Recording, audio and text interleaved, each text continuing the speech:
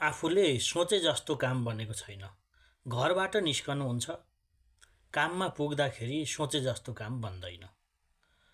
अनि व्यापारको लागि निस्कनुहुन्छ, व्यापार हुँदैन। अब यहाँहरूले कुनै पनि बार निस्कँदाखेरि यो विधि अपनाएर निस्कनुभयो भने पक्कै पनि यहाँहरूको जुनसुकै काम पनि सफल हुन्छ।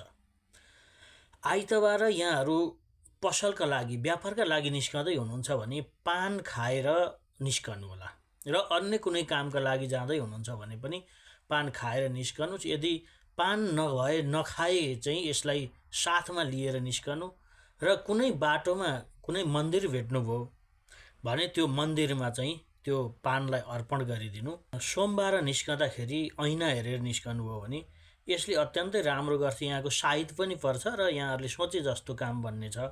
यस्तै गरी मङ्गलबार निस्कँदाखेरि यहाँहरूले गुड खाएर निस्कनु, यसले तपाईँले आँटे ताकेको काम पूर्ण हुनेछ।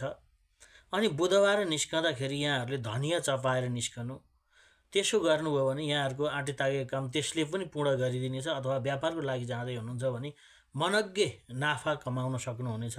बृहस्पतिबार गुरुबार निस्कँदै हुनुहुन्छ भने यहाँहरूले जिरा पिएर निस्किनु, अथवा चाहिँ सिरका भनेर भन्छ, दही र पानी त्यसमा चाहिँ चिनी घोलेर त्यो पिएर निस्कनुभयो भने जे यहाँहरूले सोच्नु भएको छ त्यो काम बन्नेछ। यस्तै गरी शुक्रबार निस्कँदाखेरि यहाँहरूले दही मात्रै खाएर निस्कनु र शनिबार निस्कँदाखेरि अदुवा चपाएर निस्कनु, अथवा चाहिँ कालो तिल खाएर निस्कनु, अथवा खिचडी खाएर निस्कनु। यस्तो गर्नुभयो भने यहाँहरूको दिन अत्यन्तै राम्रो हुनेछ, यहाँहरूको काम पनि बन्नेछ र कुनै व्यापारका लागि जाँदै हुनुहुन्छ, व्यापार खोल्दै हुनुहुन्छ भने पनि त्यो दिन यहाँहरूको व्यापार पनि